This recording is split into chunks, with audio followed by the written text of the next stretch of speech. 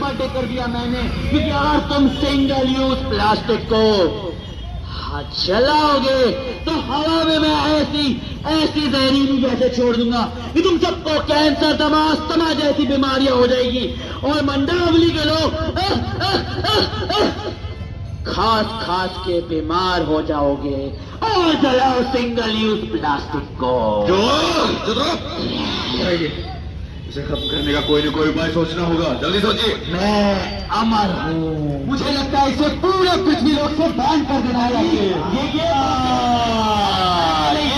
सबसे अच्छा है। हम तुम्हें पूरे भारतवर्ष से बैन करते हैं।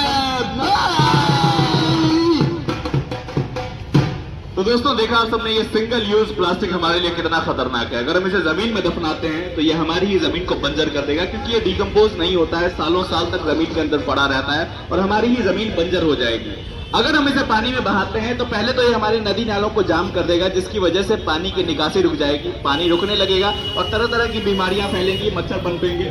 किसी भी तरीके से अगर ये समुद्र में चला गया तो छोटे छोटे टुकड़ों में बंटकर वहां के जीव जंतुओं में जाकर, जीव जंतुओं के पेट में जाकर उन्हें मार देगा। इसलिए हम इसे पानी में भी नहीं बहा सकते। और अगर हम इसे जलाते हैं तो इससे निकलने वाले तरह तरह के गैस हमारे ही पर्यावरण में घुलकर हमें ही नुकसान पहुंचा देंगे।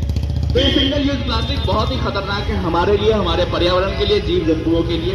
इसे खत्म करने का सिर्फ और सिर्फ एक तरीका है कि हम इसका इस्तेमाल करना बंद कर दें, इसका उपयोग करना बंद कर दें। जब भी आप अपने घर से दूध, अंडा, ब्रेड, फल, सब्जी कुछ भी लेने जाए तो अपने साथ में एक ऐसा जूट का थैला या कपड़े का थैला कैरी करें।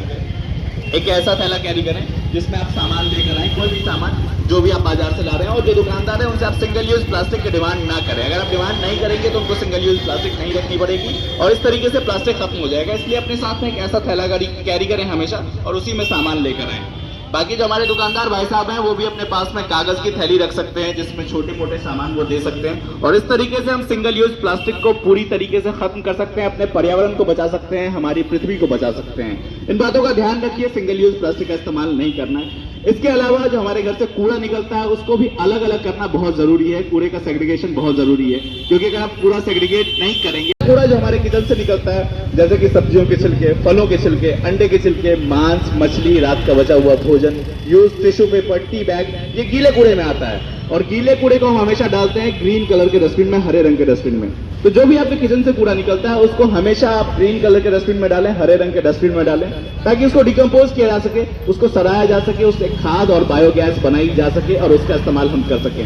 दूसरा कूड़ा जो हमारे घर से निकलता है वो सूखा कूड़ा होता है। सूखा कूड़ा अमूमन हम सबके घर से निकलता है, जैसे कि प्लास्टिक के बोतल, चिप्स के रैपर, टॉफी के रैपर, फटे पुराने कपड़े, फटे पुराने जूते, जंग लगा हुआ लोहा, ये सब सूखे कूड़े में आता है। और इसको हम डालते हैं इस नीले रंग के डस्टबिन में, इस ब्लू कलर के डस्टबिन में। यही वो कूड़ा है जिसको रिसाइकल किया जा सकता है, जिसको रिसाइकल करके और भी दूसरी चीजें बनाई जा सकती है। और जब आपका कबाड़ी वाला आता है तो यही सूखा कूड़ा वो कूड़ा है जिसको आप बेच सकते हैं। तो इन बात का ध्यान रखें, जो सूखा कूड़ा आपके घर से निकलता है उसको हमेशा आप ब्लू रंग के डस्टबिन में डालें, नीले रंग के डस्टबिन में डालें और मिक्स करके ना फेंकें। तीसरा कूड़ा जो हमारे घर से निकलता है वो रोज तो नहीं निकलता, कभी कभार निकलता है, लेकिन वो बहुत ही खतरनाक होता है, क्योंकि उससे आपको चोट लग सकती है, आपको इन्फेक्शन हो सकता है, आप बीमार पड़ सकते हैं। इसलिए उसको बोलते हैं खतरनाक कूड़ा या हैजार्ड वेस्ट। खतरनाक कूड़ा वो होता है जो हम सबके घर से कभी कभार निकलता है और बहुत ही हानिकारक होता है, जैसे कि surgical cap, surgical instrument, expired दवाइयां, बच्चों के डायपर, सैनिटरी पैड, टूटा हुआ कांच, ये सब आते हैं खतरनाक कूड़े में। जो शेविंग ब्लेड है वो भी खतरनाक कूड़े में आता है, इंजेक्शन नीडल जो है वो भी खतरनाक कूड़े में आता है। और उसको हम डालते हैं इस ब्लैक कलर के डस्टबिन में, इस काले रंग के डस्टबिन में।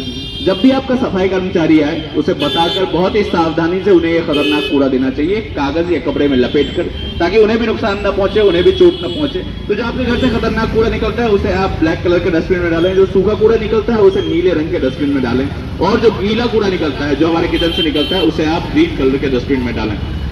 इन बातों का ध्यान रखें, कूड़े को अलग अलग डस्टबिन में डालें। इसीलिए तो कहते हैं कि इधर उधर ना डालो कूड़ा फैलेगी बीमारी, इधर उधर ना डालो कूड़ा फैलेगी बीमारी। साफ सफाई रखोगे तो भागेगी बीमारी, साफ सफाई रखोगे तो भागेगी बीमारी, भैया भागेगी बीमारी, बहना भागेगी बीमारी। होशियार खबरदार, हो जाओ सब तैयार। इसके अलावा दोस्तों कूड़ा इधर उधर ना फेंके, सड़कों पर कूड़ा ना फेंके। जो गाड़ी आती है मेट्रो वेस्ट की, एमसीडी मेट्रो वेस्ट की जो गाड़ियां आती है उसमें पार्टीशन बने हुए हैं, उसी में आप अपना कूड़ा डालें। कूड़ा सड़कों पर ना फेंके, क्योंकि अगर आप सड़कों पर कूड़ा फेंकते हैं, हमारी सड़कें गंदी होती है, कूड़ा बिखरता है, और आपके लिए ही गाड़ियां आती है, आपके घर तक गाड़ियां आती है, उस गाड़ी में ही हमेशा कूड़ा डालें। इन बातों का ध्यान रखें। हम अगर अपने आसपास साफ सफाई रखेंगे तो हमारा पूरा भारत स्वच्छ होगा, हमारा पूरा भारत साफ होगा और बीमारियां नहीं